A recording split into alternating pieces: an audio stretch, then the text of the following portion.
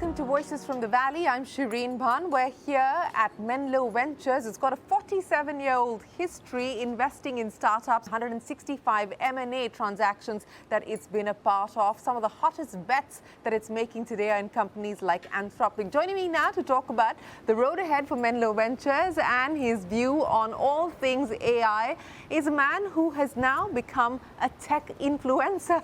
Also, of course, is a products guy and an investor. Deedy, thanks very much for joining us on Voices from the Valley. It's great to have you here. It's a pleasure on to be program. here, Shereen. Thank you for having me. Before I talk to you about Menlo, let's get a little bit of your backstory. Cornell, Google, Glean, and now Menlo. How did this come about?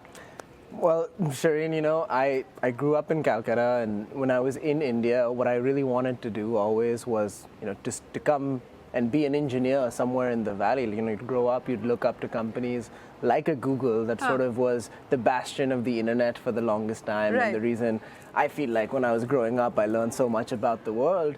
And that was really the dream. So when I came to Cornell, I studied computer science. I eventually worked at Google, and I was working on search, and that was sort of the dream for me. With time, though, I realized that the potential and what the Valley really offers is far more than working at a big company, and I knew I wanted to do startups. And that's sort of when I made the transition, and I realized, well, I wanted to start something, but I ran into Arvind. I met Arvind very fortuitously, and then we spoke, and then I joined Glean on the founding team. And that was your best decision, I believe. I believe it was a fairly good decision. I mean, Glean worked out pretty well so far. It's a $7 billion company. We saw it grow from, you know, maybe 5 people when I was there to now it's almost a 1,000-person company over many, many places. But really at Glean is what really solidified, oh my God, like this is how companies are built. And after Glean is when I realized, you know what, like there's not enough people on the investing side who are understand how to build a company, who understand all the work that's involved. And I was I didn't really want to ever go into venture capital. That was never something I wanted. But after doing engineering, product, a lot of hiring, sales, marketing at Glean, I sort of started to understand how businesses are formed. May have made sense to go and start a company of my own, but I realized it would be so much more interesting if I could help a bunch of different companies figure this out on their own. And that's how I sort of moved on to the venture capital side, which is, you know, traditionally an industry where it's full of people from business school who are doing finances, know how to read an Excel spreadsheet. That was never how early stage venture worked, though. You don't have many numbers to go off of. And what you really need is someone who understands technology, how to hire, how to get a company off the ground. And I thought, you know, maybe I'd be pretty decent at that. And that's how I came here. And it's been about a year and a half, and I've been really enjoying it. I feel like it is really, really fun to work with companies who are just getting things off the ground. A VC with a founder's mindset, is that how you would describe yourself? I guess so. You know, like a lot of what founders look for, it's a very intimidating journey. You know, you're doing this thing often for a first-time founder alone, maybe with one other person, and it's very isolating. It's a 24/7 job. You don't know who to look for help, and really all you have is your investor. And if your investor understands that journey and really empathizes with it and knows how to do it, I think that's a pretty good sell, and we can work better together to get that company off the ground. So I would describe it that way. Well, speaking about getting companies off the ground, you know, the tagline, the slogan everywhere inside the Menlo office says, all in on AI. I mean, that's not unusual. If you walk around the valley today, everyone's all in on AI. But how are you seeing this differently? How are you doing this differently?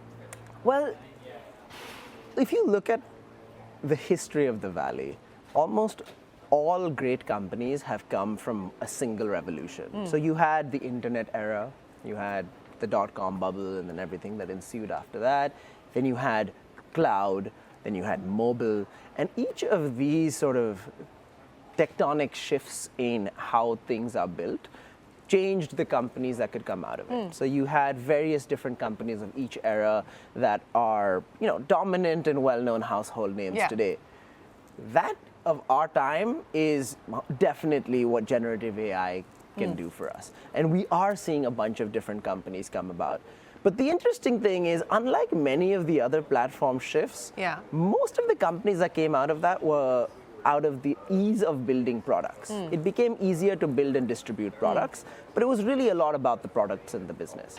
Today, in the world of AI, a lot of investing and understanding these businesses is really about really deeply understanding technology and talent, especially at the early stage. And that's kind of where we come in, where a lot of us at the Menlo team, if you look at, I work very closely with many people, but three people I want to highlight are, there's Tim Tully, who was the ex-CTO of Splunk, which is, $50 billion company. There's Joff Redfern, who was the ex-chief product officer at Atlassian. And then we have, Matt Groening, who, built and sold a billion-dollar company. When you look at founders, access to capital is really not what venture capital provides anymore. That used to be a niche industry back then, where you could only go talk to 5 people and they'd give you capital. There's plenty of capital around now, so that's not a constraint.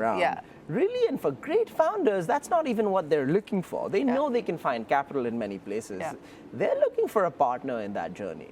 They're looking for someone who can help them, someone who can be both moral support and emotional support, but also actually on the ground, helping them grind out getting a business off the ground. And that's really where I think we differentiate ourselves, where we know how to do a lot of this. And it comes across immediately in early interactions with founders. Like even just last week, I was talking to an early stage founder at, YC Demo Day, funnily enough. And within 5 minutes, it's like, I feel like I've gone through an hour of worth. I skipped an hour of content because you just get it. And I'm like, of course we get it. We live and breathe this. And he's like, yeah, well, with many other VCs, I feel like I have to explain to them all of this stuff. And I don't have to explain that to you. So I really enjoy talking to you. And that's really what we think we can differentiate. Obviously, you do need investing experience too. That's very valuable for a lot of different reasons. But combining that with operational experience, that's what really allows us to be, very unique and differentiated in this market, where there's thousands of companies. Thousands of companies, and yet some outliers, and you're backing some of those outliers. Let's talk a little bit about Anthropic and the bet that you're making there. $65 billion valuation at this point in time with the latest fundraise. What excites you about what's going on at Anthropic? Well, there's so many things to name about what goes on at Anthropic. If you look at, we look around the world and almost a lot of people want to be software engineers. Computer science may be the most popular major in, dare I say, the world, if not America. And that's happened maybe in the last 15 years. In many ways, there was this career people would aspire to be in banking or in consulting, and so sort of the cookie cutter way to do it maybe in the 90s. Over time, that sort of shifted to computer science, and there's been so much talent that goes in. What really excites me the most about Anthropic is we're finally seeing a world where that really highly skilled job, you can have a machine do a lot of parts of that. And that's a tectonic shift in like how we even see the future of technology evolving. I, the other day, went on my computer and we were analyzing some data for this company. This was like 100 MB Excel file. It takes 2 minutes just to even open on your Excel on your computer. And I want to run this analysis. I open up this Anthropic product called Claude Code, and I just say, hey, you know what? I just want you to run a cohort retention analysis on a dollar basis, transaction basis, and a customer basis. That's a task that would normally take, an MBA associate maybe a week worth of time to do all of this stuff together. It took the computer 2 minutes. It printed out these beautiful, beautiful graphs that I could see. And if that's not magical, I don't know what is. I mean, when we grow up, I was like, this is what you sort of dream of. Like, what do you mean? I don't have to write the code and think about it. I can just do what I want to do. So I think that's what's so exciting. It's magical and scary at the same time. I mean, even the team at Anthropic is warning us about a white-collar bloodbath. So in this context, then, is computer science really going to be the sexy thing that people want to do? Or are MBA associates going to be a thing in the future? I mean, what are we talking about? I know it's really scary, and there are parts of, I think, every technological shift that can be a bit scary. I do think that it's really hard to predict the future, obviously, with things like this, and you honestly risk sounding very foolish by even trying to make any predictions. I don't even know what's going to happen 4 weeks from now, right? All of the guesses on how models change, how the intelligence increases over time, we don't know. That being said, if I were to look at history, usually what happens in history is when there is a monumental shift, humans find a way to adapt and do something else. And yes, is it a risk? Are white-collar jobs in danger? Maybe. But one can also make the argument that even if you didn't need 100 people to do the job, you can get the same job done with 10 people. And maybe those 90 people can go do other new things, and it's net more productive to society. And I know one of the things that everyone always talks about, and it's TBD whether this actually happens, is when are we going to see generative AI actually contribute to productivity and GDP? And I think it's coming. I mean, it goes without saying, even today, change takes time. But when I speak to companies, today companies are able to do with less than 10 people more than they've ever been able to do before. We are talking about billion-dollar companies that exist today with hefty amounts of revenue, less than 10 people in an office. And it's kind of surprising to see. You would not expect that in the yesteryears. Even 5 years ago, a billion-dollar company, you usually say has 250 people, maybe 500. So just that productivity increase, I'm very optimistic about that future, actually. Just about everybody wants to get into the AI business or the AI game in some form or fashion. There's OpenAI, there's Anthropic, there's the whole ex-OpenAI cohort that's trying to do their own little shops at this point in time. What do you believe? I mean, is this a winner-takes-all market? It seems to be at this point in time. How much room is there for more? It's a great question.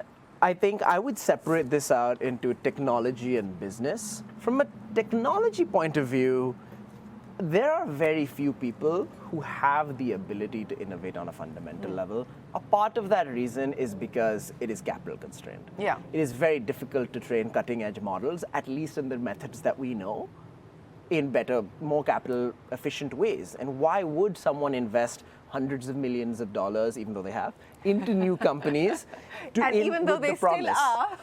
And they still are, because there is a promise that they could do something great if they have the skill to have done it in the past. So that's on the technology front. But on the business front, I think products don't change that much throughout society. Sticky good products are always sticky good products. Businesses that grow and have sort of a moat, I mean, that's a interesting word in the Valley to say, because almost nobody has a moat. Like, what is a moat now? But look, Anthropic for example, has hired hundreds of people. They've done tons and tons of work on their models over time and progressively made it better. They've spent a lot of capital. They've got a ton of infrastructure. That's a bit of a moat. It's not easy to replicate that overnight. And then, of course, on OpenAI, you could say something even stronger on the consumer side, at least, where if you look at the public rumored numbers, at least, 800 million monthly active users for a product like that. There hasn't been a product grow to that kind of scale so quickly. Ever. So I don't think those are defensible businesses. I think I am a little surprised at how quickly it's penetrated society. When these things came out, I just had the lens of, maybe this is useful to some really nerdy machine learning people, and maybe they can go out and build other products. The shift, and I know people at OpenAI who would agree with me too, is the shift to this being a consumer product that people go to. And today I'm so amazed when even I talk to my friends and they tell me, this is what I use as a therapist. Like, I just talk to my ChatGPT and it knows about me and it'll answer my problems. It'll tell me what to do in life. I don't think I could have predicted that. I saw this as a utilitarian tool to maybe be useful to a small set of people. I frankly did not see it become this ubiquitous, all-you-can, oracle that you go to for all kinds any of kinds all of kinds of life advice now. So So I think that's spectacular to see. But what are the trends that you're looking at this point in time? You talked about capital and the fact that this has been a capital guzzler in many ways. Of course, we've seen costs coming off also. There is, of course, room for costs to come off further. But what are you seeing as some of the other interesting trends that are also helping you on the macros make your decisions on what to do with the micros? Well, on the macros, there are a lot of pretty interesting things happening. In general, we see that a lot more companies are, well, it depends on what kind of macro you speak of. Let's talk about just the macro in terms of public market companies today. After, say, 2021, there's been a bit of a compression in public market valuations. A lot of those companies some of those companies are struggling to grow, and they feel the need to reduce cost. And when you feel that need, that's where AI can come and help you. That's just one example. Other things on the macro that I find interesting are, frankly, like the cost of, going back to the cost thing, the R&D cost for a lot of these applications, let me step back a little. If you want to start a business, you need to be profitable. If your R&D cost is too high and you're not making enough money, inherently there are some businesses that cannot exist. What this opens up at a higher level is there's a whole new set of opportunities of businesses, whether venture backable scale or not, where the cost comes down to, in many cases, like one engineer or two engineers, yet you can create a product that creates, say, a couple $1 million a year in revenue. That's a new viable sort of business. So we see this explosion in small businesses that were previously not possible anymore. Do you see more consolidation within this space as we now start to see companies scale up? I mean, whether it's Musk or it's Zuckerberg, we're talking about the talent wars. I mean, look at what Zuckerberg's offering people at this point in time to get the best AI brains into Meta. Musk trying to raise money at this point as well. Is OpenAI, we've already talked about that, but is this going to be a big boys game? Usually with innovation, all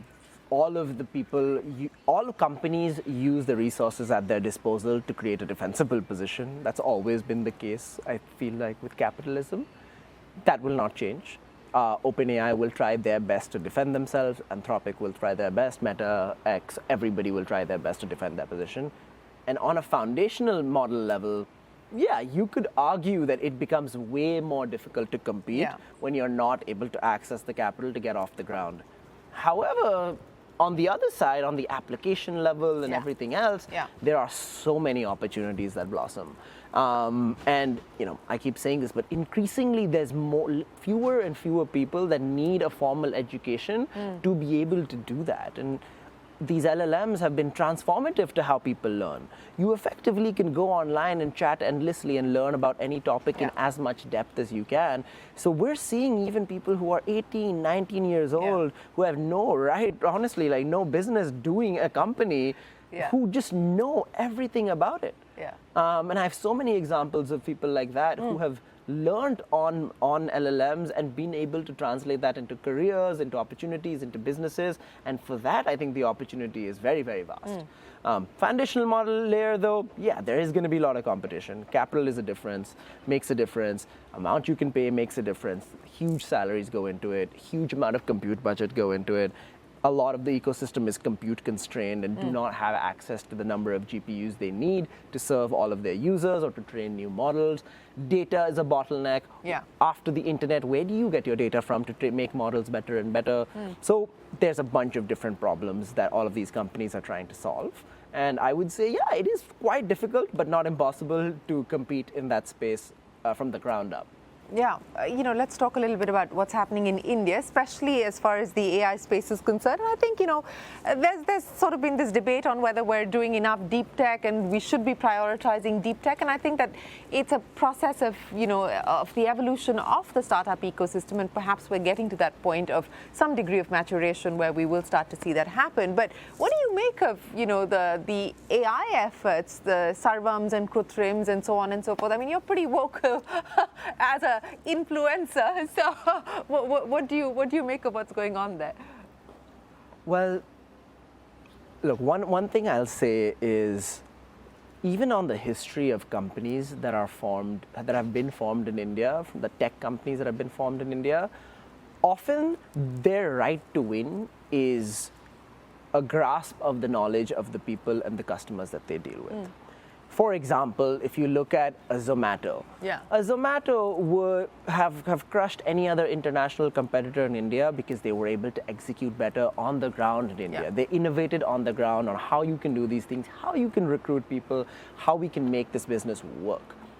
India is an example, somewhat unlike China, which is a fairly closed-off marketplace, where we've chosen that we want to compete on a technological level.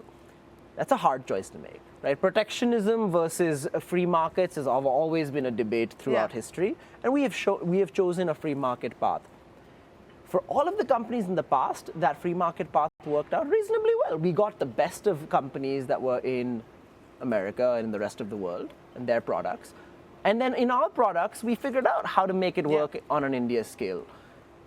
With AI, that's a little bit different because it's a pure technology where it's unclear whether your understanding of the local area has any difference in terms of product. Right. It's a pure software play. And when you talk about pure plays, it's very difficult to compete with the people here and the companies here. And the reason is you need capital investment. You need talent. You also, some people make the argument of, hey, what if we made models that were very good for Indian languages? Sure. Why would you have more data than someone like Google? Google's sitting on all of YouTube. Google has infinite access to resources to collect data in every single language. And the last point... So you're saying that's not an advantage either? Maybe for the short term. Maybe you do partnerships that solidify, that make your product accessible to a lot of people. But at a pure technological level, I find it really hard to even squint my eyes and see a world where in Hindi or Tamil or Bengali or whatever language you choose, that they don't have more data, they don't have better models, they don't have cheaper prices. They may choose not to prioritize it though. That is always temporary in my opinion. For a company like Google, who is, sort of in their DNA is to build products for the world, internationalization or localization as they call it. Just a matter of time. It's just a matter of time. They are prioritizing it at some level, and it will probably come. So the question is, how defensible would be the work that you do today? And we've got the government coming in and backing, foundational models and saying that we'll have our India model in the next 6 months and so on and so forth. How do you see this playing itself out? The government kind of also, in a way, collaborating, partnering, whatever you'd like to call it. How do you see this impacting business outcomes going forward?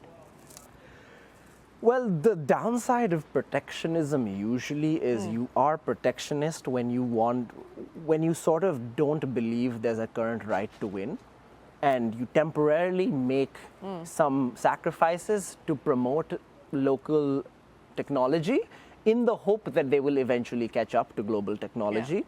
And that's sort of I think the premise of supporting sovereign models. I mean, there's security and there's some other stuff too. Given that premise, you still have to believe that these will eventually catch up in terms of power to frontier models. I just don't know if that's the case. It could be the case, but look at the amount of spend these companies have had to do to create the models that they do. I mean, you look under the hood, even look at the public rumors on how much OpenAI spends and how much Anthropic spends. We're talking several billions of dollars a year without necessarily seeing profit for a while. And the other question you have to ask is, who will front that cost in India? Is it worth fronting that cost in India? And then you come back to even somewhat adjacent topics, which is that the best use of money in India? It's nice to say you want to compete on a global scale in AI, but to me, it often feels like that shouldn't even be the priority. We wouldn't have said in 1998, hey, let's create a Google of India. It wouldn't have worked, right? And so similarly here, I don't know if an Indian foundation model is competitive or would work as a business. There are local problems to be solved. There are many cases where Indian companies have a huge leg up over companies that are global, And I think you should exploit those opportunities. Why focus on something which is extremely hard to compete with on a global scale? Almost no other country in the world can compete with America on this scale. What gives India the right to compete? I think it's still unclear.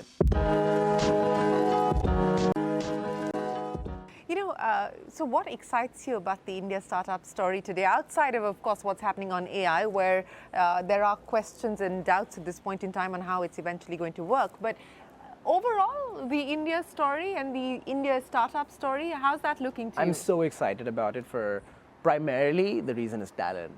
A lot more of a bigger percentage of the world over time of software developers come from India. Yeah.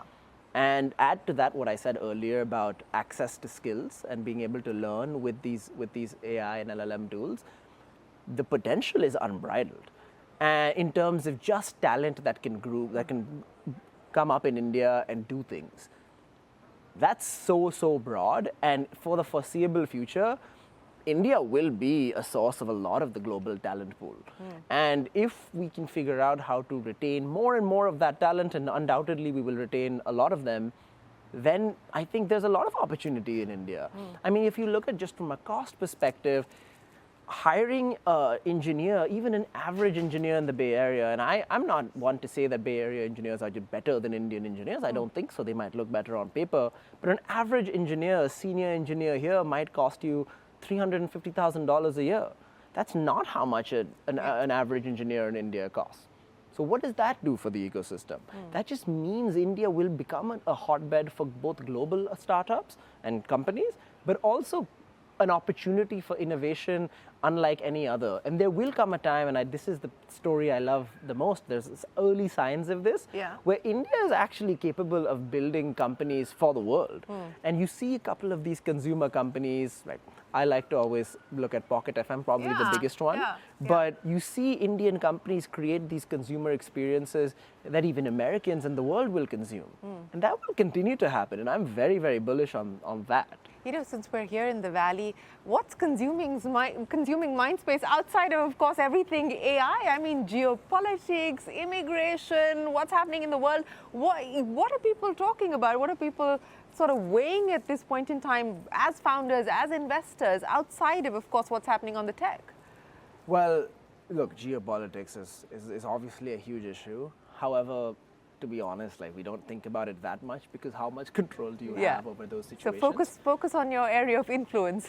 Correct. I mean, that is often, you read, you don't respond. So you have to know what's going on with, whether it be tariffs or anything else. Those do impact a lot of the companies. However, they're somewhat not actionable. So there are things like that. Immigration is a big one. Of course, a lot of engineers, a lot of founders in the Valley too, do come from international backgrounds. So policy around immigration has a pretty large impact on what happens to the future of a lot of these companies, whether they decide to build offices here, somewhere else, all of that. So we pay attention to that. I would say hardware for AI especially is a big one. Whether it be, what are the restrictions on China in terms of building hardware? How far along are they in their supply chain to have a completely verticalized supply chain to roll out their own hardware? That's when things become a little bit tricky because right now the hardware supply chain is pretty global. But China really does want to nationalize it because it sees America trying to defend against it. So, those are pretty interesting things because that does shape the future of what the capabilities of AI look like. If you don't have access to hardware, it's very difficult to scale to a global scale. So those are some things that are interesting. Data center building in America, that's really interesting. Stargate and the amount of investment going on behind things like that is quite interesting from a geopolitical perspective. Mind-boggling numbers there. Yeah, but it's to bring it back to America. So I think those are several of them. From your own experience of running things and now helping other people run things, what would you say are the top 3 things that differentiates a successful founder from an average sort of company that's trying to find its way, navigate its way through the market today? So I would say number 1 is definitely you need to have some special knowledge or insight about what you're doing. I know it's not it's particularly new, but a lot of people take this for granted. Today, startups are so commoditized in the way they're formed and created, and you can go read 100 guides on how to build a company. That's all great, but that's actually not the useful part about building a company. Anyone can learn those things. The hard part of building a company is having a unique insight and belief that other people do not have. That's extremely hard. People are not trained, our education system does not train us to have unique, differentiated insight. Yeah. So that's the number one thing that we look for. The second thing is the talent to back that insight. Yeah. You can't just have an insight. Yeah. If you don't have the talent, it's not just about inability to execute, it's also inability to hire. So you definitely need to have the talent to back it. Number 3 is shipping velocity. I love to say Perplexity is maybe the best example of this. If you look at what Arvind's done, almost many people in the Valley will tell you that they were never impressed by what Perplexity has built. Because they're like, I can build this, I can see how this works. It's so easy for me to see how this works. But what he's done is he's built an exceptional product and he's shipped so quickly. Something comes out, it's on Perplexity. And that's really the modern version of keeping users excited and attracted to your product is shipping velocity. So that's number 3. And then if I had to say a number 4, I would say an insane amount of adaptability and curiosity about the world. The yesteryear's mindset of, hey, this is always the way things were done and this is going to continue to be the way things should be done, it's just broken today. It just doesn't work. It's so difficult even for us now, where it's weird. We have to ask the question a lot of times, hey, I know you've been a VP of product at this amazing company and you want to start a new company, but I don't know if your skills are relevant anymore. Like, I don't know if the things you've learned in that job are at all useful for this next job that you're going to do. And so the ability to be curious and stay on your toes, that's rare. And so that's maybe the 4th thing we look for. I think if you have a combination of those 4 things, a couple of other things you might need, I think you have potential to be extremely successful. So, 2025, we're kind of midway through the year, but say end of 2025 and 2026, do you believe that we're likely to see consolidation by way of M&A in the startup ecosystem? Some of the names that you spoke of, the IPO markets picking up again, after, at least in the US, after kind of being cold. India, of course, has been a completely different story. But both consolidation as well as IPOs, you believe we're likely to see things heating up? Absolutely. I mean, this has been a fantastic year for even Menlo. From that perspective, we've been very fortunate to have Chime go IPO this year, which was a huge IPO after a long time in the entire Valley. And then we had some big M&A acquisitions that happened as well, where one of our companies that we funded, Neon, got acquired by Databricks for near $1 billion. So yes, I would say that M&A markets are heating up. I wouldn't say IPO markets are necessarily heating up. They're opening up again. But most venture capitalists will tell you that there is a stark difference between public and private market valuations.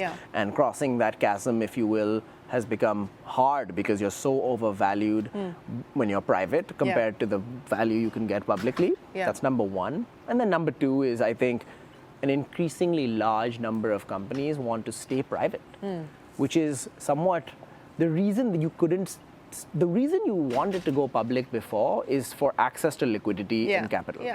Today, you have that liquidity. You can just sell in the private market. There's so many private buyers. There's so much capital that the only incentive to go public is that you want to go public and you want to be listed, and it's some sort of achievement that you have. But who wants to report all their stuff to the SEC?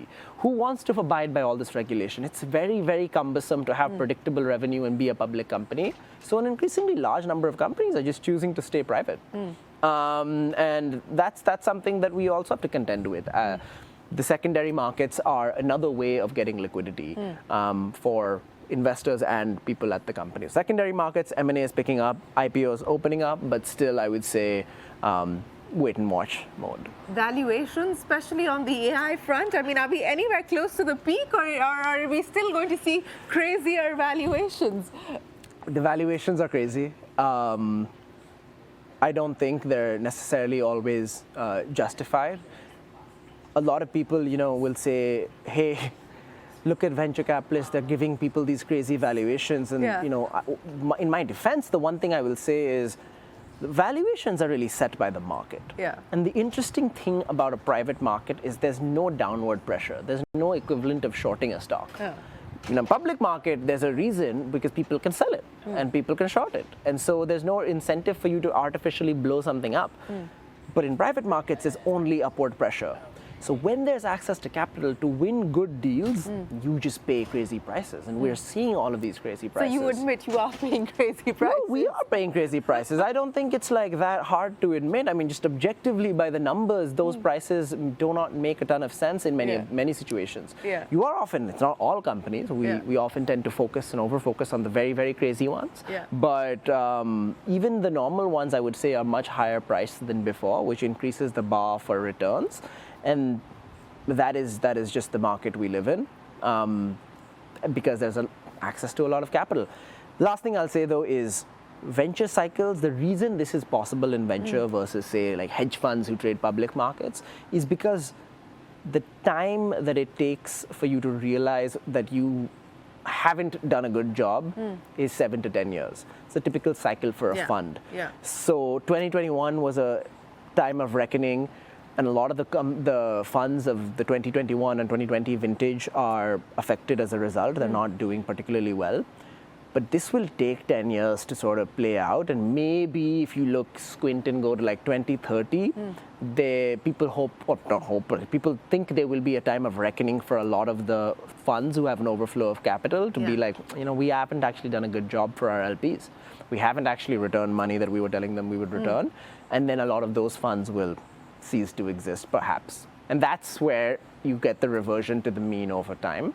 But I don't see it happening in the recent future. Right now, the valuations are still quite out there. I mean, you're looking at, you know, maybe the most iconic example of that is Thinking Machines, Mira Murati's company from OpenAI. I mean, it started with a seed round of, you know, nearly $10 billion. And I don't know how to reckon with that. Like, you don't have a product or make any money.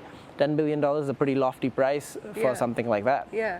So what do you believe the bet is on then? I wish I knew. I wish I knew. I mean, we're not investors in Thinking Machines, but for the companies who are, their claim, actually, I do know. I'm friends with some of the people who work with companies like that.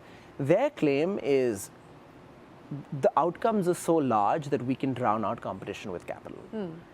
Capital allows us to recruit better. It allows us to have leverage on how we distribute our product, and any other company that tries to compete with us won't compete.